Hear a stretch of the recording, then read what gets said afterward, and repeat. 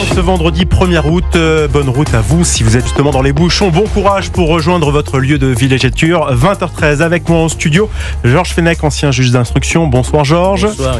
Et également Charlotte Dornelas, journaliste au JDD. Bonsoir Charlotte. Bonsoir, tous les trois nous recevons Claude Blanchemaison, ancien ambassadeur de France en Russie. Bonsoir monsieur Blanchemaison. Bonsoir monsieur l'ambassadeur. Vous êtes auteur du livre Fragment d'un parcours aventureux aux éditions Temporis. On en parlera un petit peu à la fin de cet entretien. Merci d'avoir accepté l'invitation d'Europe 1. Bien évidemment, on souhaite parler de cette guerre qui se déroule actuellement entre l'Ukraine et la Russie, avec plein de choses qui se sont passées cette semaine. Notamment, j'aimerais revenir sur cet ultimatum de Donald Trump qui est passé de la fin de l'été à plus que 10-12 jours. Et Donald Trump qui montre encore un peu plus les muscles aujourd'hui, puisque suite aux propos de l'ancien président russe Dimitri Medvedev, qui avait écrit que chaque nouvel ultimatum fixé par le président américain pour mettre fin à la guerre en Ukraine était une menace et un pas vers la guerre avec les États-Unis. Réponse de l'intéressé, Donald Trump sur son propre réseau social, qui a expliqué qu'il a ordonné que 2 sous-marins nucléaires soient positionnés dans les zones appropriées, au cas où ces déclarations idiotes, je le cite, et incendiaires soient plus sérieuses que cela. Les mots comptent et peuvent souvent avoir des conséquences imprévues. J'espère que cela ne sera pas le cas cette fois, a écrit le président américain. Monsieur l'ambassadeur, c'est quoi des zones appropriées, vous savez? Vous pourriez nous l'expliquer peut-être? Ah, ça, je ne suis pas dans la confidence. C'est en plus. On pourrait imaginer quoi? En plus, voilà. Pour ces 2 sous-marins. La dissuasion nucléaire fait que la localisation des sous-marins, des nôtres comme ceux des Américains, normalement est secrète. Bien sûr, mais on pourrait imaginer quoi? Eh ben, on pourrait imaginer que, par exemple, puisqu'il y a des manœuvres communes de la Russie et de la Chine dans l'océan Pacifique, du côté des côtes chinoises, eh bien que l'un des 2 sous-marins aille dans une fosse profonde pour écouter, regarder un peu ce qui se passe. Mais par définition, il est furtif. Par définition, il ne doit pas être repéré. Donc peut-être dans cette zone-là, Pacifique, à un moment où il y a des manœuvres importantes, des manœuvres militaires maritimes entre la Chine et la Russie, peut-être un autre, puisque vous me forcez à dévoiler des choses que je ne connais pas, peut-être dans l'Arctique, ça serait pas absurde. Il y a beaucoup de sous-marins dans l'Arctique, parce que sous la calotte glaciaire, vous savez que ça n'est pas un continent, c'est de la glace qui flotte sur l'océan, et donc c'est assez commode pour circuler discrètement. Pour y placer ses pions. Voilà, et donc beaucoup de sous-marins vont sous la calotte glaciaire, et on peut écouter effectivement tout ce qui se passe. La Russie ayant 11 fuseaux horaires, le nord de la Russie, c'est tout autour de l'Arctique, et par conséquent c'est une zone extrêmement sensible. Est-ce qu'on peut imaginer que ça inquiète Vladimir Poutine, ou au contraire, est-ce qu'il rechercherait justement ça, cette petite tension qui grossit, qui grandit? Je crois pas. Moi, ce qui m'étonne plutôt dans cette affaire, c'est que le président Trump ait pris au sérieux ce que dit Medvedev. Medvedev, moi, je le connais un petit peu parce que, bon, j'étais ambassadeur à Moscou pendant le premier mandat de Poutine, donc je suis arrivé en 2000, et Medvedev, à l'époque, avait un job assez modeste dans l'administration du Kremlin. C'était l'ami de Poutine, 10 ans plus jeune que lui, et c'était son juriste, déjà à la mairie de Saint-Pétersbourg, quand Poutine s'occupait des relations extérieures de Sobchak, le maire libéral de Saint-Pétersbourg. Donc c'était son juriste de service qui rédigeait les contrats pour l'approvisionnement de la ville de Saint-Pétersbourg. Et ils ont noué des liens, peut-être même avec la mafia de Saint-Pétersbourg à l'époque, puisqu'il fallait trouver des approvisionnements. Il fallait pas que les gens soient en difficulté. Et lorsqu'il a eu, après ses 2 premiers mandats de 4 ans, à trouver un fondé de pouvoir, puisque la Constitution lui interdisait de faire un 3e mandat de 4 ans au Kremlin, eh ben, il a demandé à Medvedev de lui rendre ce service. Et Medvedev est devenu président. L'appétit venant en mangeant, Medvedev ayant une politique un peu libérale, un peu high-tech, etc. Bien vu les Occidentaux d'ailleurs, parce qu'il était plus moderne que Poutine. Les Occidentaux et d'autres lui ont dit, mais pourquoi vous feriez pas un 2e mandat? Puisque voilà, Poutine a sifflé la fin de la récréation en disant, c'est hors de question, évidemment, je reprends le manche et c'est moi qui ferai le mandat suivant. Ce qui s'est produit, et ils ont à nouveau tourné, joué aux chaises musicales entre le poste de Premier ministre et le poste de président, mais on peut considérer que donc depuis pour vous, 25 ans... Effectivement, Donald Trump accorde peut-être trop d'importance au propos de Medvedev. Depuis 25 ans, c'est Poutine qui est au pouvoir, et effectivement, Medvedev a fait un intermède. Et depuis, comme il fallait lui donner un poste honorifique, on lui a donné divers postes plus ou moins honorifiques. Aujourd'hui, c'est un poste sur le papier très important, puisqu'il est vice-président du Conseil national de sécurité, Poutine en étant le président. L'homme important, c'est le secrétaire général de ce Conseil de sécurité qui coordonne tous les services de renseignement. Claude Blanche-Maison, une question justement sur cet ultimatum. Au départ, c'était la fin de l'été. Finalement, c'est dans moins de 10 jours. Hein. J'ai pas la date exacte en tête par rapport. Et puis, ça peut changer d'un jour à l'autre avec le président Trump. Il parle de sanctions. Les sanctions, on le sait, sont graduelles. Là encore, votre expertise, vous pensez que ça va être que monétaire? Ça peut être autre chose? Ça peut être sur des accords commerciaux? On peut envisager quoi? Alors, il a affiché une sanction très importante qui était de décider des droits de douane de 100% sur la Russie et sur tous les gens qui commercent avec la Russie. Alors, la Russie, ça, Poutine s'en moque éperdument parce qu'ils vendent plus rien aux États-Unis, donc ça n'aura aucun effet. En revanche, la Chine et l'Inde, qui achètent beaucoup de pétrole, comme vous le savez, malgré l'embargo, sont exposés à ces 100% de droits de douane. Alors la Chine a des moyens de rétorsion, elle a l'arme absolue pratiquement, parce que c'est la Chine qui fournit les terres rares dont les États-Unis ont besoin. Très gourmand, oui. Voilà. Et donc la Chine dit, écoutez, c'est très bien, si vous nous mettez des droits de douane prohibitifs, nous, on met un embargo sur nos terres noires. Vous n'aurez plus de terres rares, pardon. Et par conséquent, évidemment, la négociation est ouverte, elle continue. Même la négociation bilatérale douanière n'a pas abouti, alors qu'elle a abouti avec l'Europe et avec d'autres entités. Donc la Chine, ça va aller à une négociation dont on ne connaît pas l'issue, mais ça va être difficile parce que les Chinois n'aiment pas les ultimatums. L'Inde est dans une plus grande difficulté parce que l'Inde n'a pas l'arme absolue, elle n'a pas les terres rares, elle n'a pas quelque chose qui intéresse au plus haut point les Américains, sauf sa position géopolitique.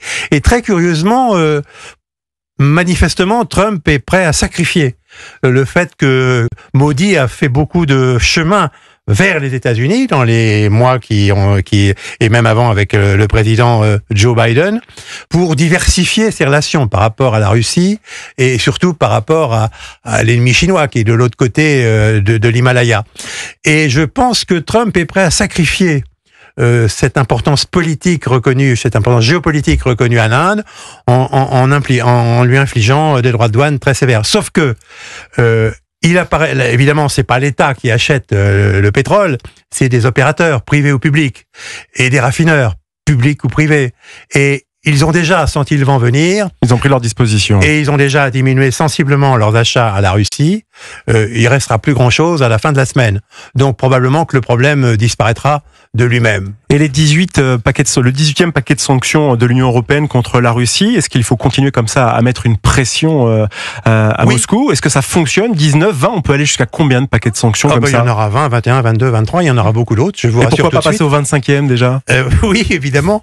Parce qu'il faut habituer notre ami Orban qui à chaque fois dit je vais mettre le veto, c'est la dernière fois que je laisse passer, et puis à chaque fois il s'absente au moment du vote où on trouve une astuce et il ne s'oppose pas à la formation de la décision. Donc il y en aura d'autres. Actuellement, le 18e paquet est surtout axé, d'ailleurs comme les sanctions de Trump, sur l'assèchement que constitue pour la Russie ses ventes de pétrole, ses ventes d'hydrocarbures, puisque ça va directement dans le budget de guerre en réalité. Et donc l'idée c'est d'assécher cette ressource financière pour le budget russe. Alors, l'Union européenne a entrepris de lutter contre la flotte fantôme, les fameux bateaux qui transportent les hydrocarbures en question, le pétrole surtout, notamment en interdisant tous les ports européens. Alors où est-ce qu'ils peuvent se ravitailler? C'est compliqué. Et probablement en coordonnant cette action avec les États-Unis.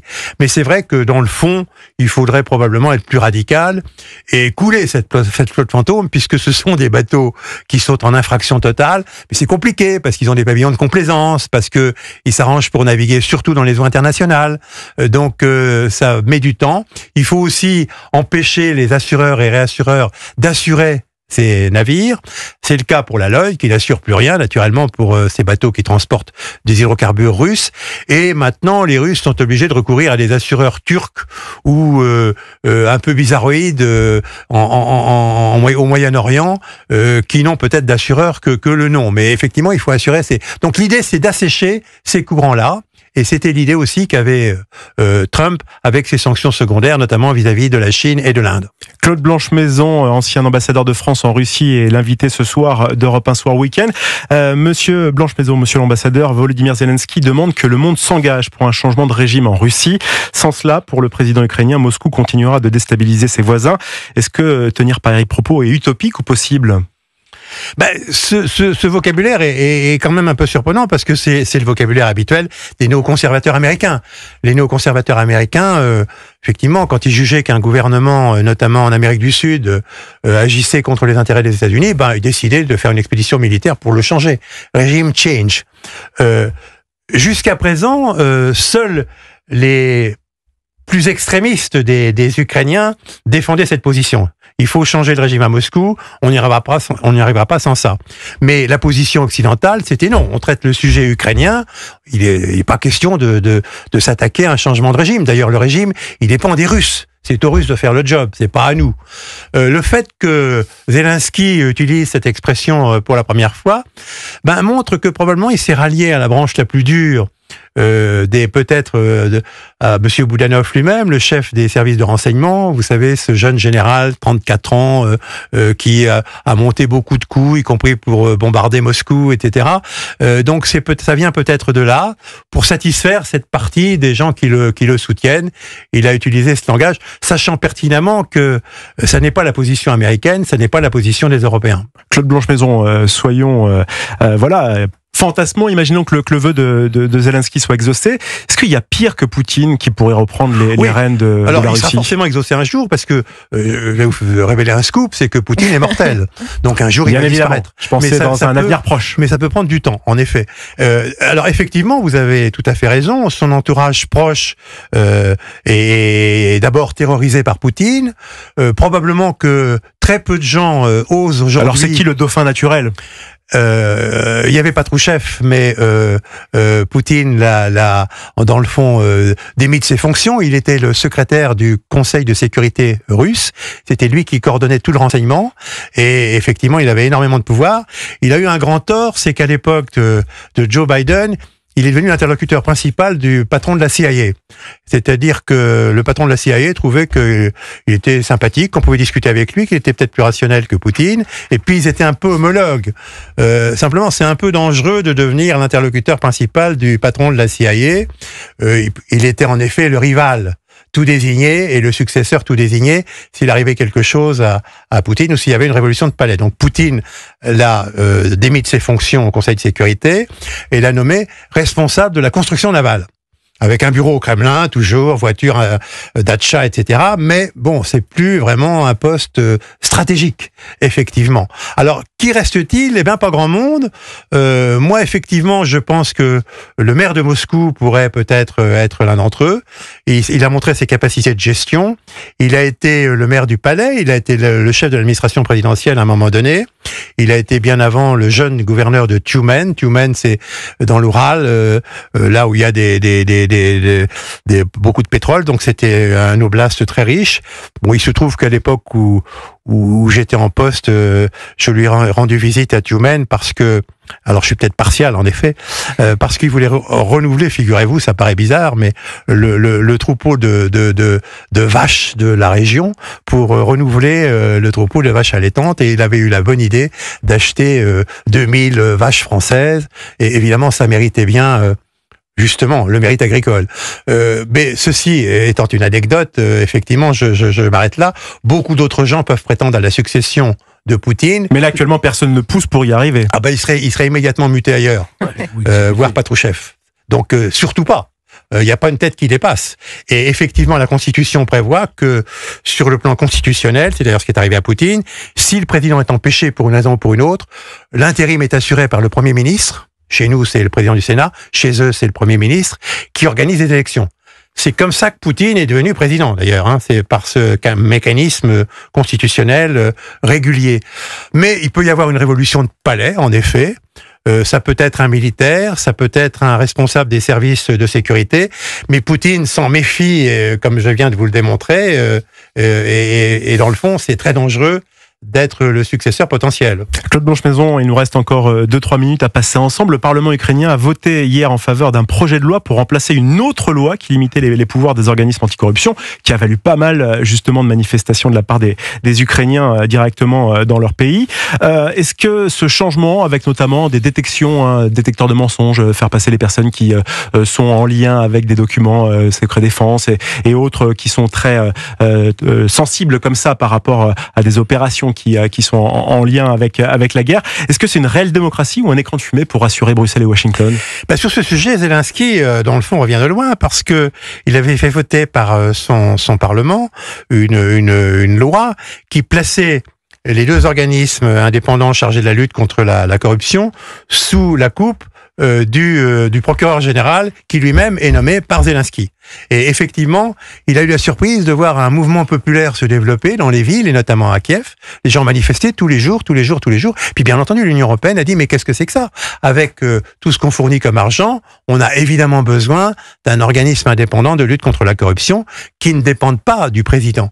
Et il a été obligé de revenir en arrière, Zelensky, et de faire voter donc une nouvelle loi qui revient à la situation antérieure avec autonomie de l'agence de lutte contre la corruption et autonomie, indépendance du procureur spécialisé dans la lutte contre la corruption. La corruption, c'est la question sous-jacente. Évidemment, elle est partout, mais elle est partout parce que... C'est justement ce que pointe du doigt Vladimir Poutine, parce que l'Ukraine en expliquant que c'est un pays totalement corrompu, l'Ukraine. Et qu'elle est partout, comme en Russie, elle est partout. Et simplement, dans la mesure où l'Ukraine aspire à se rapprocher de l'Union européenne, les États membres de l'Union européenne sont fondés de lui dire il faut faire le ménage, il faut lutter contre la corruption. Mais il y a encore beaucoup de boulot. Merci beaucoup d'avoir répondu aux questions d'Europe 1 Soir au week-end, Claude Blanchemaison. J'en profite, je vous garde encore 30 secondes pour que vous nous donniez quelques petits mots sur votre dernier livre, Fragment d'un parcours aventureux. Je m'attends à quoi en ouvrant les pages, dites-moi. Un parcours, c'est le mien, évidemment. Alors ça commence, c'est plutôt amusant, dans une petite ville de Touraine qui s'appelle Loches, où on n'a jamais rencontré un diplomate. J'avais assez peu de chance de devenir diplomate. Et puis, les circonstances locales, familiales, font que je me suis retrouvé au lycée de Tours, figurez-vous, près de Loches, donc la capitale du département, où, figurez-vous, il y avait des classes préparatoires aux grandes écoles. Et là encore, ma petite bourgeoisie provinciale, il était mieux de faire une grande école que d'aller faire des études de droit, qui était possible à Tours. Et donc, j'ai fait la préparation. De Loches à Moscou, de la douceur tourangelle au fracas d'une guerre globalisée. Ben voilà. C'est comme ça que vous c'est maintenant. Mais effectivement, les concours républicains ont fait que j'ai été catapulté à Paris, à HEC, qui était encore boulevard Malesherbes à l'époque, pas du tout à Jouin-Josas, et que j'ai découvert Paris. Bon. Et que découvrant Paris, je me suis dit, dans le fond, j'ai peut-être pas envie de faire du business et du commerce. J'ai eu tort, d'ailleurs. J'ai préparé l'ENA. J'ai eu tort, puisqu'il n'y a plus l'ENA, on l'a supprimé. Et donc, j'ai fait des préparations à Sciences Po pour rentrer à l'ENA. Eh bien, nous, on va découvrir votre livre. Claude Blanchemaison, votre livre Fragment d'un parcours aventureux au fil des bouleversements du monde. Merci beaucoup d'avoir répondu aux questions d'Europe 1 Soir Week-end.